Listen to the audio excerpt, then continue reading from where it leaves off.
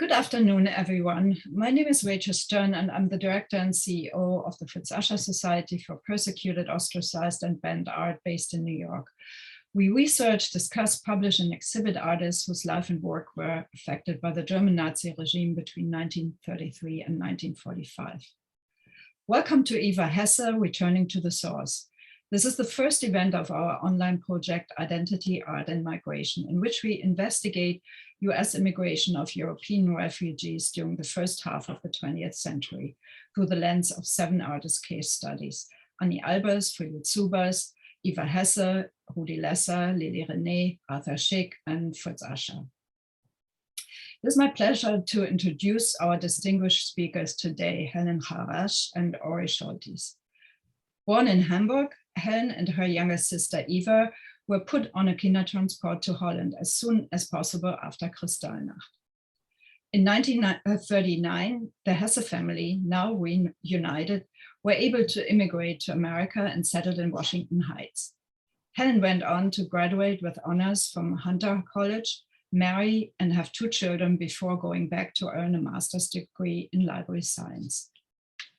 After her sister's untimely death in 1970, while still working full-time in the school system, Helen took on managing her sister's estate and immersed herself in navigating the art world. She was mentored and guided by Donald Troll and later Barry Rosen. Together with Barry, they guided the representation of the artist to important galleries, initially a 4K drawer, then Joel Colbert, and later Robert Miller. Hesse is currently a part of the Hauser-Wirth family. In addition to giving press and television interviews about her sister's work, Helen was also part of the Eva Hesse documentary movie. Her passionate commitment to protect the legacy of her sister remains ongoing. Before we start our conversation, a short presentation by Ori Scholtes introduces Eva Hesse and her artistic legacy. Ori Scholtes teaches at Georgetown University across the disciplines of theology, art history, philosophy, and politics. He is the former director and curator of the Bnei B'rith Klutznik National Jewish Museum, where he curated some 80 exhibitions. He's the author of several hundred articles and catalog essays, and the author or editor of 25 books, including The Ashen Rainbow, The Holocaust and the Arts, Symbols of Faith, How Jewish, Christian, and Muslim Art Draw from the Same Source, and Tradition and Transformation, 3 Millennia of Jewish Art and Architecture, as well as in 2020, Immortality, Memory, Creativity, and Survival, The Arts of Alice Luke Kahana, Ronnie Kahana, and Kitra Kahana. Welcome, Helen and Ori. Thank you. It's wonderful to be here. It's wonderful to be here with you, Rachel, and of course with you, Helen. I look very much forward to hearing from you. I will say a few words about Eva, your younger sister, who, as Rachel just pointed out, was born in Hamburg in 1936. And after Kristallnacht, November 9th, 10th, 1938, the night of broken glass, which spread Nazi violence for the first time all over Germany in a rather state-supported manner, their parents quickly tried to get them to safety. And so by way of the Kindertransport, they were sent first to the Netherlands and then ultimately to England, so that for 6 months, and Eva would have been less than 2 years old, perhaps at the beginning of that time, and obviously a bit more at the end of that time, they were separated from their parents, who made their way to London. And eventually, as Rachel pointed out, the family made its way to New York. So one sees here on my share screen an image of the young Eva and the young Helen and their parents. And one sees as well another image a bit later on of Helen and Eva, each of course with their own distinctive doll. The family settled among the places they might have settled in the United States, among the places they might have settled in New York City, on the Upper West Side, specifically in Washington Heights, which was an area that was popularly referred to in the 1950s as the Fourth Reich, because there were so many German Jewish refugees who had settled there. And one might suppose that that had a bit of an influence on young Eva Hesse growing up, in that she would have been rather aware of the Holocaust, even though obviously she escaped it too young to have remembered it directly. Much later on in an interview in Women's Art Daily with Cindy Nemset in 1970, she would comment about Carl Andre's minimalist sculptural metal plates that this was the concentration camp for me. So clearly, this was something of which she was aware. Her life didn't become simpler as she started to grow up in the United States in 1944. So do the math, she would have been about 8 years old. Her parents divorced, and her father remarried the following year. And the year after that, in 1946, her mother committed suicide. I point these data out because one must recognize in Eva Hesse's very early childhood a whole succession of very profound emotional traumas, the trauma of loss that began with being separated from her parents at such a young age to the separation that would have occurred with respect to the divorce and, of course, then her mother's suicide. In her teenage years, she began to keep a diary, and in it, she discusses the relationship between her life and her work, her art.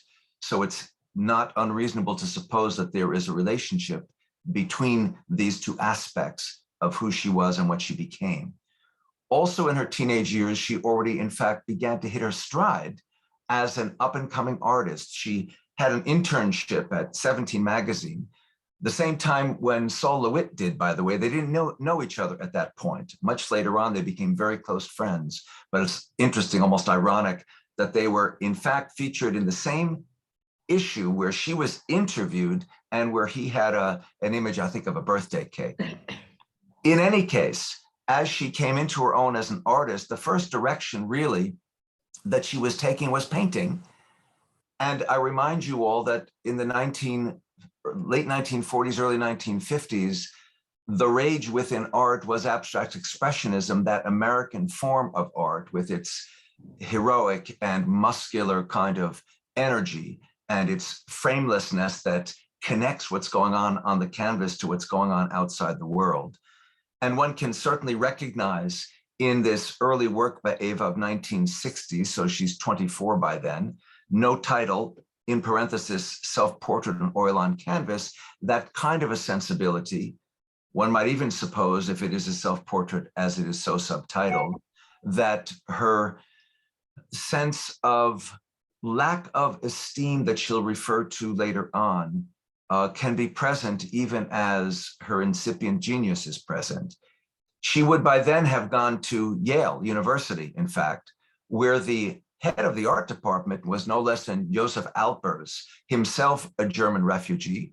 He was not Jewish. His wife, Annie Albers, the famous textile artist, was a Jew, and they had left also because of the Nazi period. They had taught at Black Mountain College, and by this time he had become the head of the program at Yale, and a renowned teacher, a renowned professor of art, a renowned theorist, particularly of color, and one of the kind of grandfathers of what is coming to become minimalism, that is supplanting abstract expressionism as the primary mode of painting expression in and beyond America, a focus on very limited kind of forms, very disciplined kind of forms, and so on.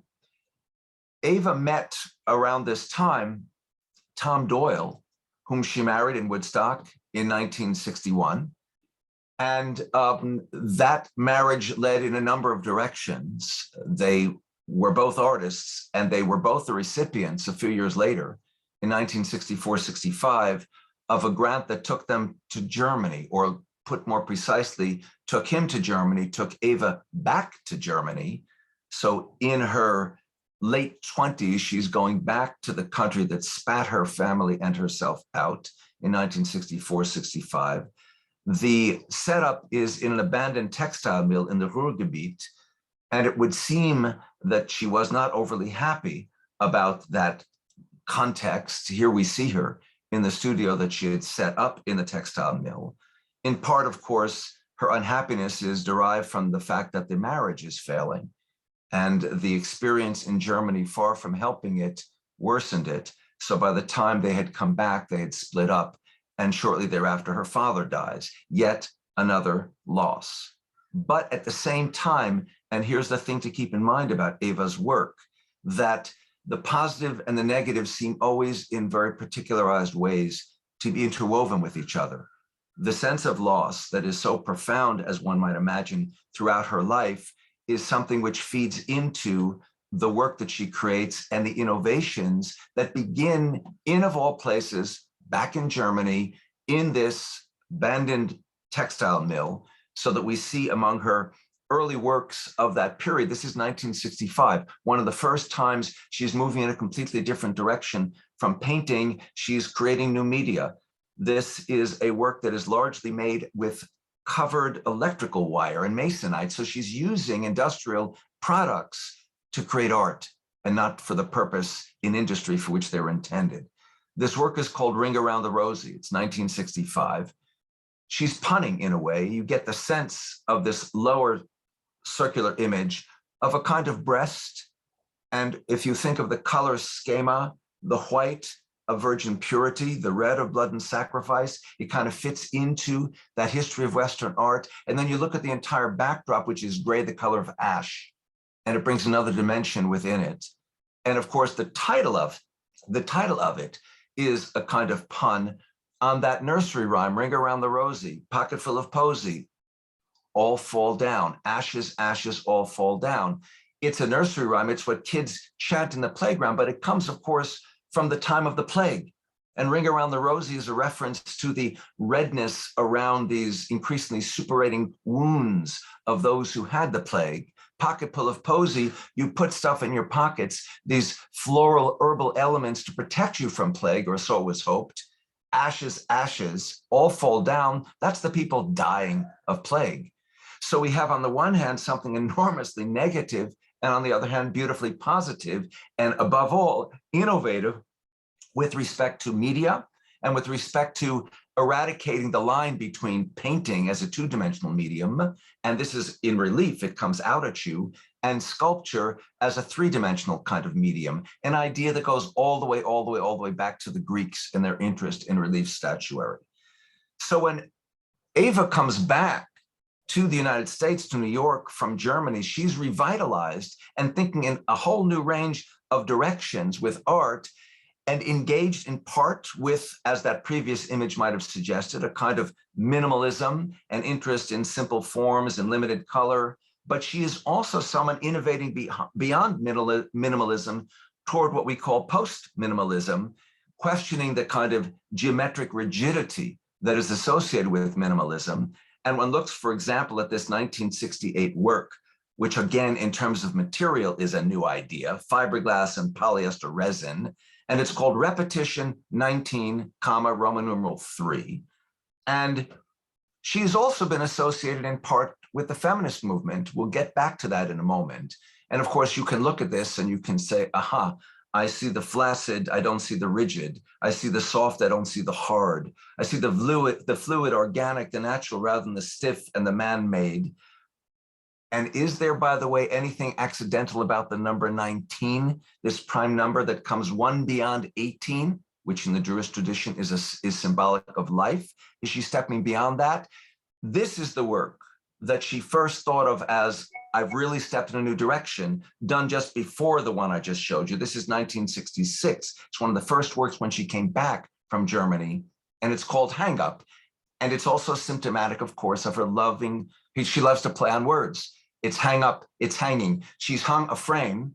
It's actually made of industrial materials, acrylic with cloth wrapped around it, that her friend Sol LeWitt and her soon-to-be former husband, Tom Doyle, helped her create. And it's a frame of what? Of no thingness, of nothingness. There's a painting, there's no painting. It's a sculpture, it's not a sculpture. It's a dynamic contrast between the rectilinear form of what's hanging on the wall, hang up, punning on hang-ups. We all got hang-ups. I, Eva Hess, have hang-ups. What's hanging on the wall and what's pulling away from the wall, invading our space, the viewer's space, which is this wire element that is twisted in a completely irregularized manner that contrasts in so many ways in terms of its texture and its shape with the form of this frame that frames everything and frames nothing. So she is engaged in a period of enormous energy and enormous productivity, There's another work of that era that reflects on this, besides Hang Up and besides Repetition 19.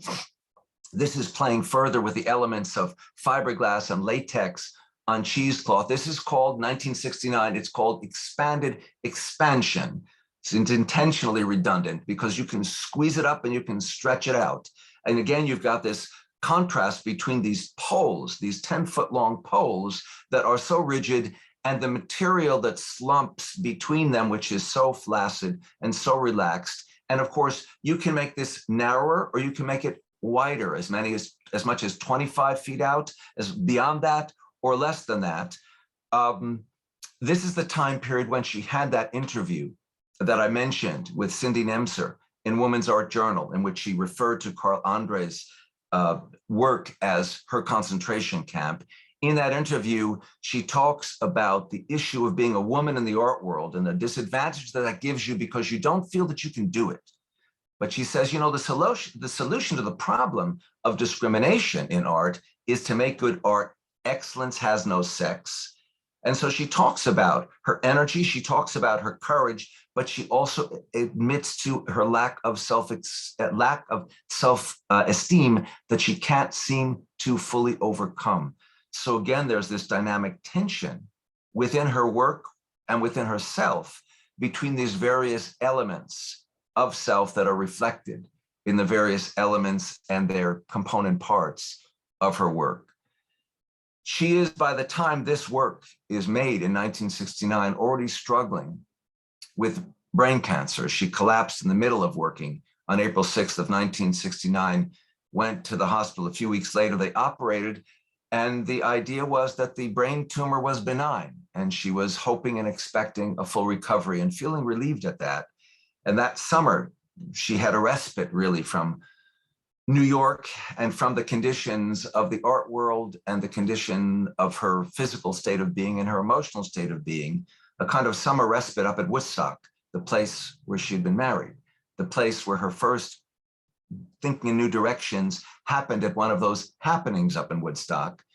She spent time at the Birdcliff Art Colony there, sharing a cabin with her dear friend Gioia Timpanelli. And one of the interesting things about that time period is how fully she came back to painting. And clearly, she had never left it beyond, even as she moved in these new directions. This work, which is called No Title, in parenthesis, subtitle for Gioia, of that year, 1969, of that summer, is a representation in a manner somewhat analogous to and reminiscent of her early paintings of that which stands between the abstract and the representational, because the description in this beautiful piece by Gioia Timpanelli of that summer, of their cabin, what we have is the cabin with its 4 rooms and with its extended dirt, she says, you couldn't call it a terrace, across the side. And once again, that gray ashen background, but on the other hand, once again, a kind of vibrancy of color that belies that background. Whatever it is that is going on inside that is complicated and difficult, what also is going inside is beautiful and productive. And again, the piece that I commend to people's attention by Gioia Timpanelli is a wonderful depiction and description of that time that they spent together, the time alone, the time having coffee with friends, going out in the evenings, and both of them committed to their work. Eva very seriously, she very seriously. Alas, the cancer returned, and so she had a second operation, and she struggled with this to the end. In the end, there would be 3 operations and not enough to save her. So you might say that at the end of her short life, as at the beginning, there is an intense and very particular kind of loss and suffering that is reflected in her work. One of her last pieces from 1969-70, No Title, rope piece, takes her interest in new kinds of art forms and new kinds of materials in yet another direction. This, as you can see, it's rope, it's latex, it's string, it's wire. And in doing her final work, she had help from students. She was very concerned that she not finish what she'd begun. So it's not only, by the way, that she went back to painting as a medium side by side with continuing her unique form of sculptural productivity, but a lot of preliminary drawings for the sculptural works, as if she had a premonition, even when they said it's benign, it's not going anywhere, that she might not make it to the end of the work she wanted to complete, and she wanted the instructions to be there for others to complete them. I find this work particularly interesting because not only of the way in which we see such a strong contrast between chaos pulling away from the walls and the rigid order of the walls themselves, between the irregularity and the curvilinearity of the work itself and the rigid rectilinearity of the corner against which and from out of which it pulls. And because it recalls to my art historical memory the work done early on in the 20th century by Vladimir Tatlin that is called constructivist work in the Russo-Soviet world, whereas, however, his work of trying to transform a corner from nothing noticed, from something you stay away from, art, after all, gets away from corners, it's on the flat walls, that by creating these structural and sculptural elements pulling away from the wall, he also pulls you back to the corner, but his elements are all very rectilinear, the very hard edge, they're very rigid. And Eva has taken that idea and completely transformed it. So it is soft-edged, so it is anything but rigid, so it is anything but regularized. And given her own humor and her own tendency to pun and the jokes that were implicit in the titles of works that she created, this one, I suppose we might call Strung Out. And indeed, we see her in her ever playful manner, at one point having herself photographed lying on this daybed, completely covered over with the rope that, of course, will become the basis for this wonderful work of art. She's enveloped. She's swallowed up by her work. Well, that's her legacy to us, the work that swallowed her up and enveloped her, her work that was cut short as she was at the age of 34 years. We can only wonder where else she might have gone had she lived longer than that. Thank you. Thank you so much, Ori. This was a very, very beautiful and short recollection of Eva Hesse and her work. So Helen, it is such an honor to have you. Could I interrupt before? Yes.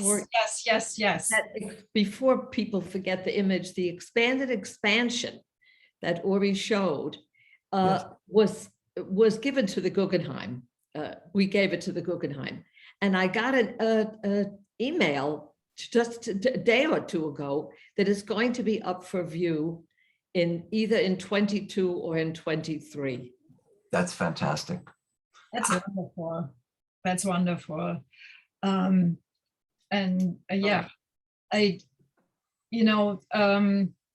So to me, we had a few conversations, and Eva Hesse died now 50 years ago. So we are very lucky, Helen, and it is such an honor to have you join us and help us understand Eva Hesse as a person, as a sister, as a family member. Your family came from Hamburg in Germany and lived as observant Jews. Could you tell us a little bit more about who your parents were and what you know of your early family life?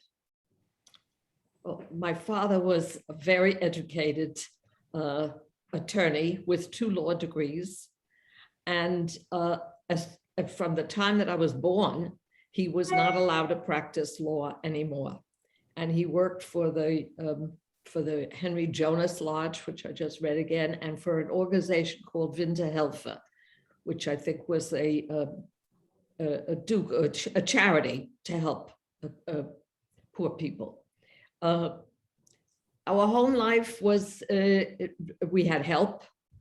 I think it was a good life.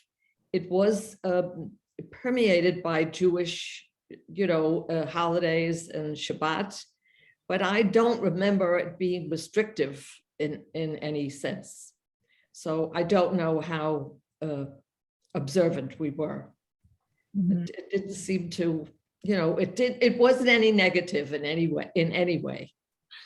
I know of one of Hanukkah, there are pictures that I had the whole class to my house with pictures, and that's kind of how it was. And my father was an amateur photographer at that time, and he made beautiful New Year cards with, you know, with photographs, with the glasses raised, and first just of myself, and then after Eva was born, of the four of us. Yeah, I mean, at this point, I think it's important to say that you gave most of those documents to the Leo Baeck Institute, and they can be seen there, who is in New York, or digitally being accessed also through the Leo Baeck Institute collection online.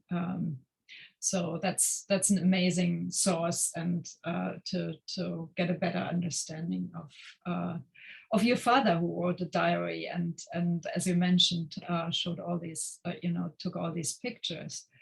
Now your father, you said, didn't have a job early on as a lawyer, but he at the same time seemed to have been very eager early on to get the family out of Germany.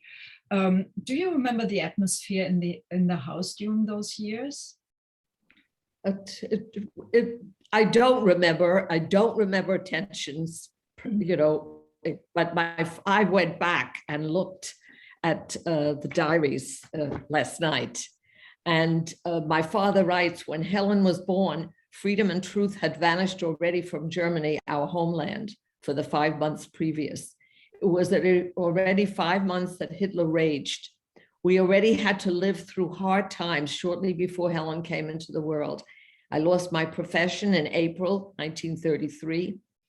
And on April 1 was the first infamous day of boycott. There were more hard times. The worst times came around Easter 38. In April 38, I was arrested in my capacity as a member of the officers' board of the Henry Jonas Lodge, but only for 1 day. 3-hour search of the house, cell in the police station, prisoner van, handcuffs, mugshots, etc. So, and he writes again and again how life was difficult.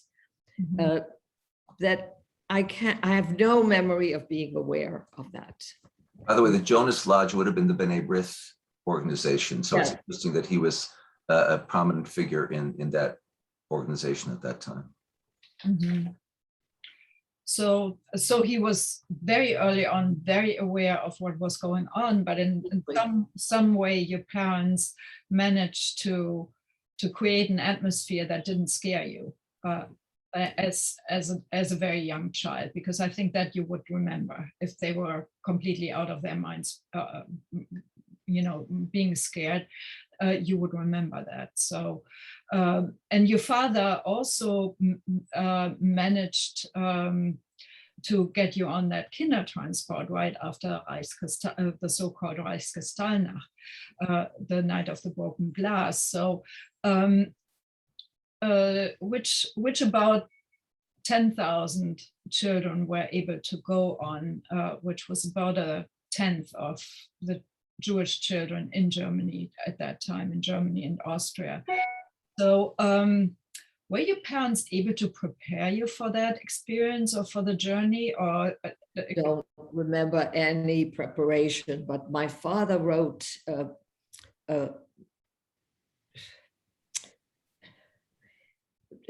until now, the children have felt nothing of the tragedy of our situation. Helen had perhaps caught on to one thing or the other, but doesn't understand as yet what matters. Therefore, it's going to be easier for them to grow into their new life, but it's going to be very different from what we had envisioned. Secure existence has been taken away from us. We were robbed of profession and possession. But after November 10th, when all the synagogues had been destroyed, all Jewish businesses wrecked, almost all the men had been arrested, and the most horrible atrocities of all kinds have been committed against the Jews all over Germany, one tried from abroad at least to save the children. Uncle Nati, that was my father's brother, succeeded in getting the children quickly into Holland. the most incredible words are, and I'll never forget it. Then came this is Eva and I getting on the kinder transport. Then came the sad farewell for the children at the railroad station in Altona. Will there be a reunion? Will we get murdered first?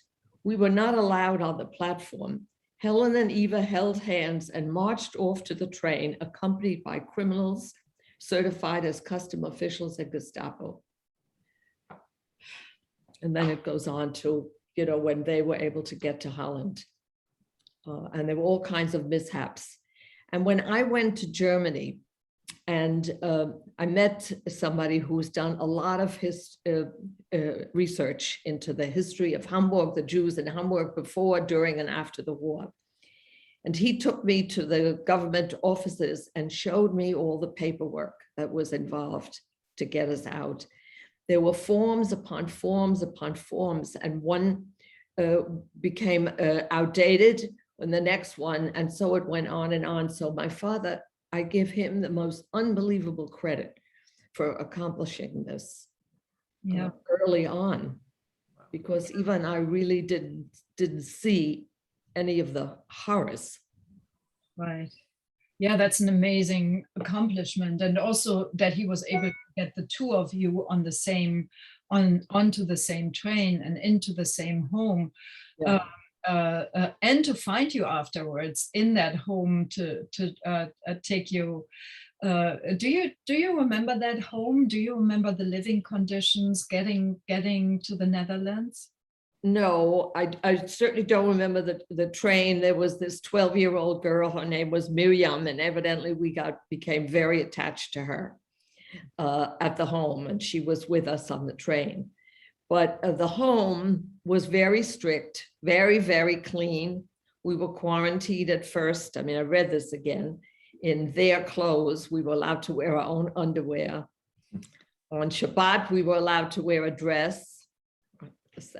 But they were very, very strict. It was, I think they were nuns, but very caring and very proper. And the food, you know, was regimented, but appropriate.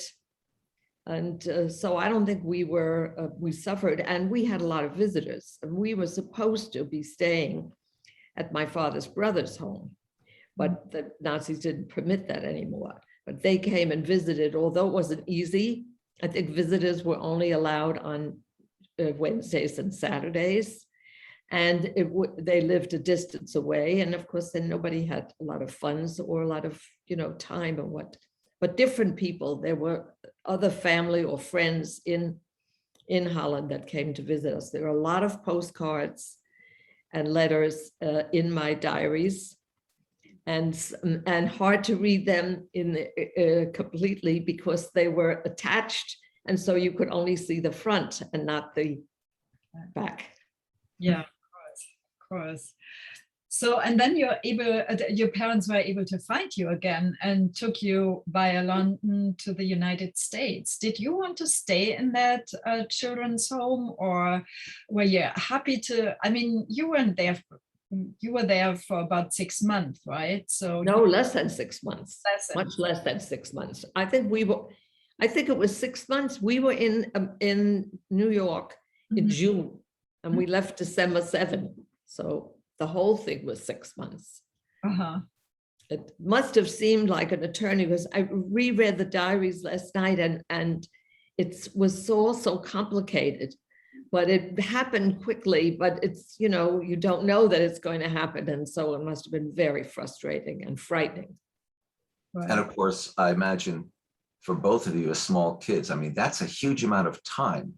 Eva is turning 3, right? Eva was just short of 3 when we left Germany. Yeah.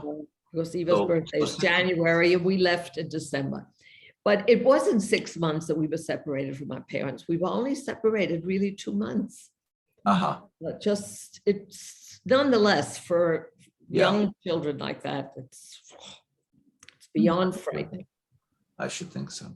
Yeah, I can imagine. But she writes, the person, you know, the visitor, whoever wrote to my parents, that visited us said we seemed happy there and that everybody loved us and that how well brought up we were.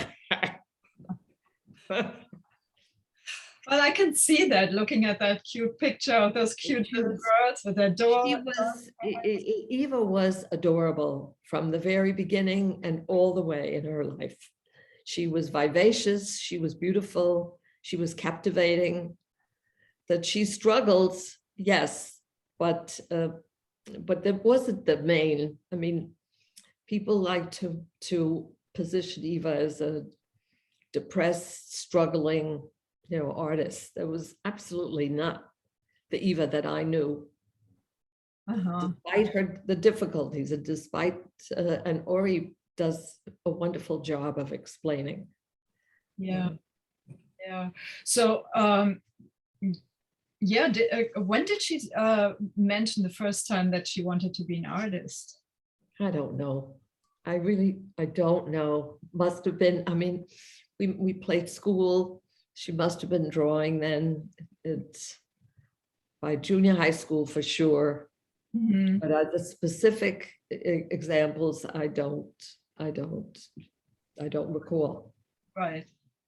So when you came to New York, you first you came to San Francisco and then you came to New York. No, we never came to New York directly. Exactly. I'm sorry. And you settled down in Washington Heights, which was called the Fourth Reich because it was all German Jews who settled there from Hamburg, from Frankfurt. And so you grew up being surrounded by German Jews. But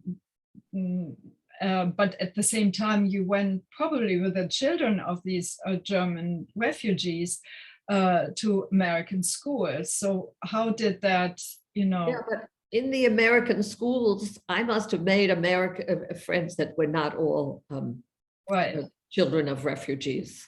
Mm-hmm. I mean, I know that. Right now, I can't even remember names, but some were and some were not. Right.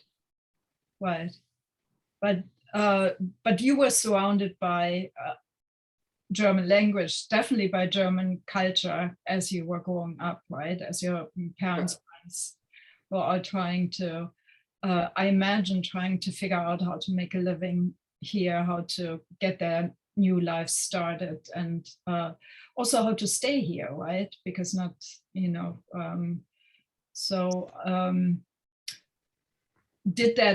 did these German Jewish contacts stay with you, or were you happy to go into American society as you went onto college and to Hunter College and into I think at Hunter my friends were all Americans. I think at camp, summer camp, I met and those friends, some of those were at Hunter with me, Mm-hmm. and some not. But no, I definitely, and Eva certainly didn't have past maybe into junior high school, but that was it. Mm-hmm. Both of them. Where did you guys go to summer camp? Do you remember? It started off with the Schweitzer. Uh-huh. He started it and it became Camp Lebanon. Uh-huh. And we went for years. Mm-hmm. Interesting. The quintessential American Jewish experience, the summer camp. Yeah.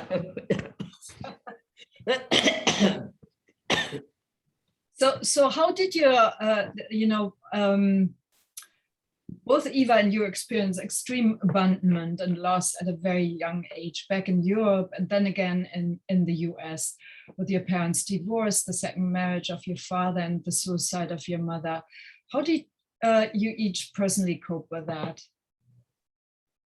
I don't know, very differently, I think.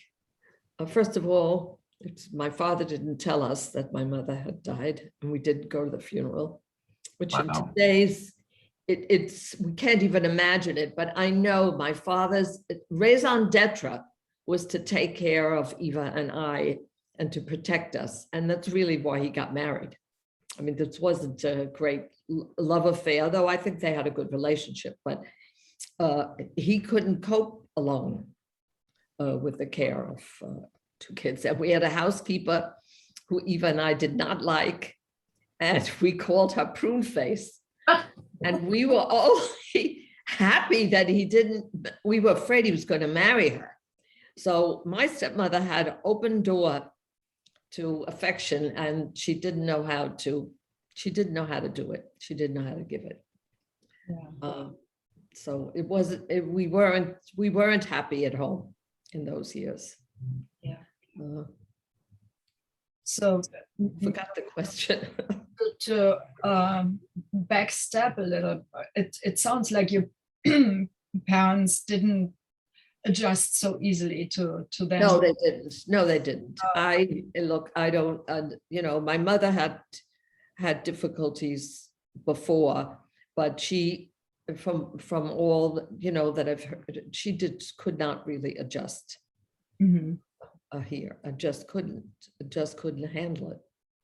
I would imagine all this stress of what had happened in Germany and the transition from Germany and coming to New York and all of that involved. And the It was not fear good of for their relationship, the financial, right? insecurity, which we absolutely did not have in Europe. We had help. Mhm. So no, they did not fight. I don't remember arguments. I do remember that my mother wasn't there for us. She wasn't able to do it, and we were not happy. But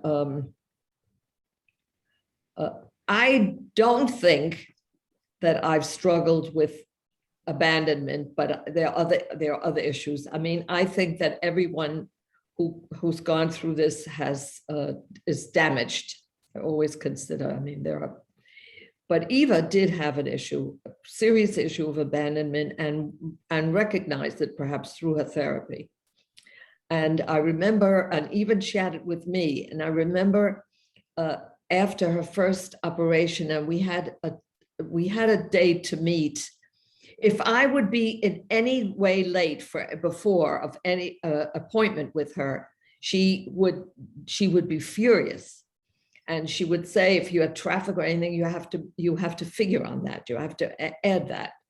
And this, after her first surgery at some point, she said, it's okay. I know you're coming. I know you're going to be there. So, and certainly she was not abandoned through her illness. We had rounds of people taking care of her when she had to stay in New York, and then weekends she would come and stay with us. Mhm. It also seems like, I mean, first of all, I feel your personalities were very different, right? How would you describe her as she was growing up? You said before she was warm. She was fun. She was an imp. She was an athlete. She was outgoing. She was easygoing. Mm-hmm. Mm-hmm. I don't know, I don't know how the psychological issues develop as you grow and mature. And probably puberty set her off in some way. I mean, first of all, after my mother died and my father didn't handle it in the way that probably would have been more helpful for us, Eva refused to go to school. Mm-hmm. So that had to be worked out. And then I think she got a bike as a gift, and I was jealous because I complained, why shouldn't I get something? Not that I wanted a bike, but but other than that, I don't. She was charming, and she was gorgeous, and she had lots and lots of guys. I'll bet. Lots of guys. I think this fun-loving part of her also translates into her art. Yes, it does. Especially in the drawings, I see this playful element where where she tries things out, but also with the sculptures. Ori, what do you think? Oh, no question about it. And of course, as I mentioned, the titles that she gave things were often, triple puns that not everyone would get, but you could hear her laughing inside when she gave the title to something. And this is the title and wonder whether you got it or not. Right. But yeah, and both conscious and then the unconscious stuff that is playing against the conscious stuff, like the whatever it is that the sense of pain, the sense of abandonment, which she has managed to bury consciously, but you can only bury those things so far. And her outgoing exuberance in general and with respect to her art, that of course is a way of dealing with it in a particularly way. The exuberance was also, was not all the time, you understand, and this fun Sure. wasn't all the time because she had serious issues Yeah, plagued her all along. I mean, you read her writings, she explains it. yeah.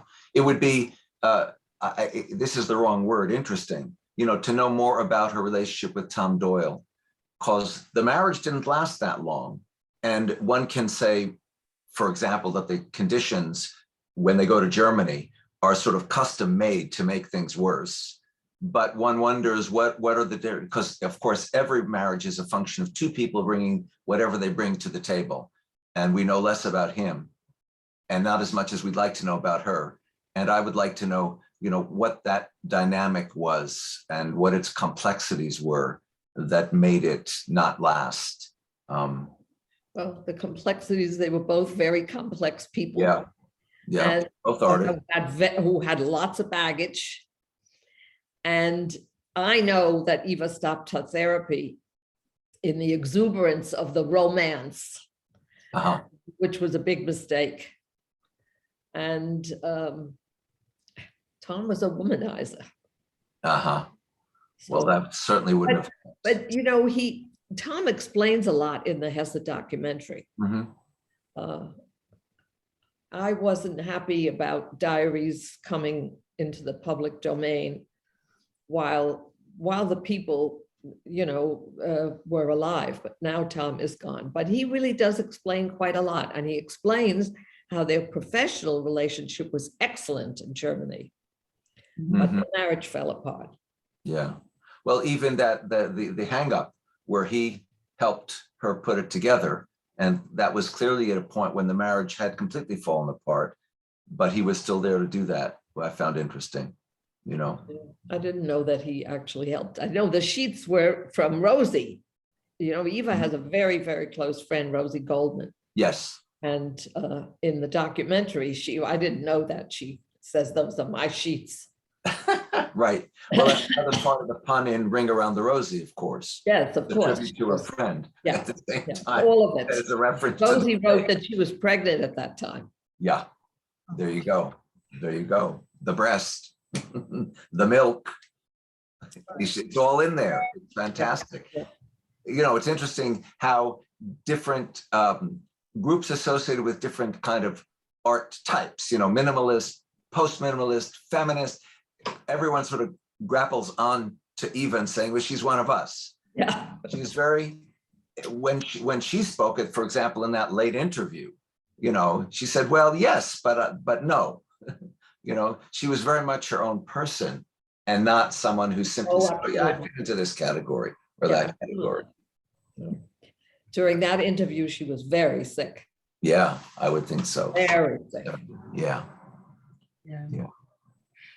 So it sounds like you were very close, right? I mean, that was the one constant that you both had. Yeah, throughout childhood. But then when I got married and Eva started to really move into the art world, we completely diverged.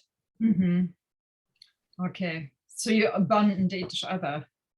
No, we did not. We did not. We just didn't, I didn't live in the city. And Eva had her art friends, but there was contact. There was, and then when my father died, we had fights, but they were, fights for the moment. My husband always said if we were together, when are you going to start to fight? But they were just verbal, it was verbal arguments because we had a completely different life. Yeah. I was a mother with young children, and she was an artist coming into herself. Yeah. Yeah. Fabulous. So the questions are starting to come in here, and I just want to ask a few of them. Wojt is asking, could you tell us more about the friendship between Eva and Sol LeWitt? Sure. Well, you go ahead. Oh, you go ahead. No, well, I was just going to say that, yeah, they became very close. There were moments in her diaries that she refers to his having kind of pushed her, because that lack of self-esteem that she acknowledges would sometimes make her feel like, what am I doing? And he would say, no, stop thinking, just do it, apparently. And of course, he was important with respect to the development of minimalism and conceptual art, although, to repeat, his rectilinearity is not the direction that she took, which went in the antithetical direction. And he was there to help put that piece together, as I mentioned. So they had a very close relationship right up to her dying day. As far as I know, there was never a romance. It was just a friendship, but a really, really close one. You may think otherwise, Helen. So now I'm turning to you. It never clicked. When Sol was interested in the romance, Eva wasn't. And much later on, there was a point where Eva would have, I don't know how she felt, but she would have, and then whatever. But Sol named his daughter Eva. Yes. Sol was the telegram Sol sent me when he got the news that Eva died. I mean, it was gut-wrenching. Yeah. They were as close as you could be. And he was very supportive of her. That famous letter, that he wrote to her, just do. Mm-hmm. Yeah. Yeah. There was a question, Rachel, about that was posed. Did you see it in the chat by Jana Timmer? I was about to ask you that. Oh, okay, go ahead. Oh, so the question is whether the materials she used may have caused the brain cancer. And as far as I know, certainly at the time, nobody thought about that. But I would imagine it's something one could speculate about when you think about the chemicals that she was using to create the stuff she was creating. It's a possibility. And the second part of Jana's question has to do with the idea that perhaps she lived long enough to do what she was put on the earth to do. And I suppose, those whom the gods love die young, right? This is an idea that goes all the way back again to the Greeks, Cleobus and Baitan, who die in the peak of their youthful success, because that's the gift their mother is given, that the goddess, they fall asleep on the steps of Hera's temple, and they never wake up again. So one can certainly say that. All I can say is, damn it, I don't agree. I want her to have lived longer because I want to see more of her work. So that's my feeling. Yeah. And Helen, one of the things, when Eva died, you suddenly were responsible for her artwork. So how was that? I think you just move along. You put one foot in front of the other. And I certainly didn't know what I was doing, but I did have, Sol was in the picture.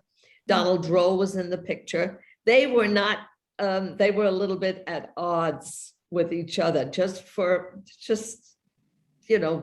normal competition, I guess, whatever. But they were both very helpful. I mean, and I followed their guidance. Mm-hmm. And for a while, the artists exchange work. And I don't know why, but the loft must have been open, and I didn't live nearby and whatever. I didn't have that. I don't know. And the artists came and took their work back until somebody stepped in. Oh yes, a lot of it. including Saul, because Hmm. that washer table, including Saul. I had one piece afterwards from Saul. Hmm.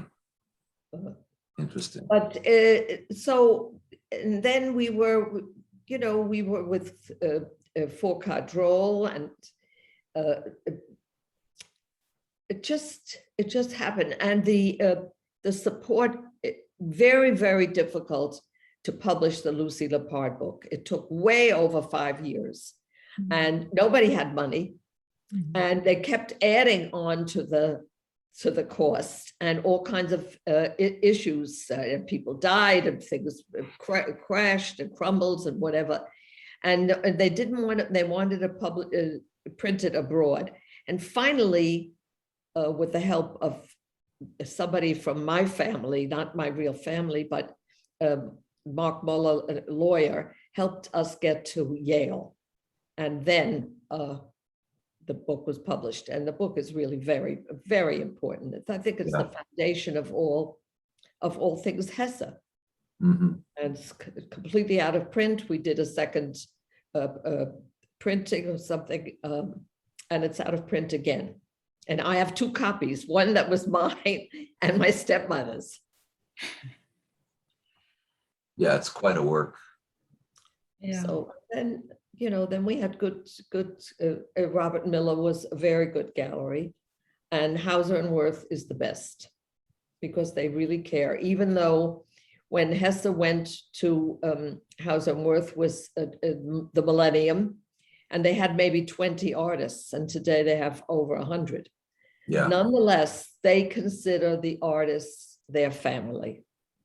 And I guess they really respect the work that I've done. And I highly recommend on their website the beautiful piece by Gioia Timpanelli about that summer. You can find it on their website. And well, it's also she wrote an essay for the San Francisco retrospective, and then she rewrote it now for the Oberlin. You know, Oberlin, I gave Oberlin hundreds of drawings. That's a whole story in and of itself. And that exhibition, and then we made an exhibition in 2 different parts. And the book is wonderful, beautiful. And Gioia's essay was redone. Gioia is a storyteller and clearly. Par excellence. Yeah. There's only one Gioia Timpanelli in this world, the most special person. Yeah. I'm honored and privileged to have her as a good friend. Yeah. And that definitely comes across in her writing. Yeah. Oh, Eva and Gioia loved each other. Yeah. Yeah. Yeah. I mean, you definitely, Helen, you definitely were and are a quick study. It was not only, you know, that you had this super amazing support, which you for sure had, but you were also, I'm sure, a quick study and a really responsible custodian of your sister's work and legacy, because, you know, and I think that cannot be undervalued. And I think much of her fame goes back to that, because if you wouldn't have done what you have done, then, you know, she wouldn't be as accessible to the world and not as much established in the art world as she is now. So kudos to you, really. Well, thank you. But it was always my utmost goal was to protect her legacy, and my family was extremely supportive. My husband all the way, and my children, who are not children now. And my granddaughter, who has a master's in art history, so, and who is going to be taking my place as life goes on. Wow. So Eva definitely started something there. Yes. Very much. Wonderful. Thank you so much. I really appreciate this conversation. Thank you, Helen Harash.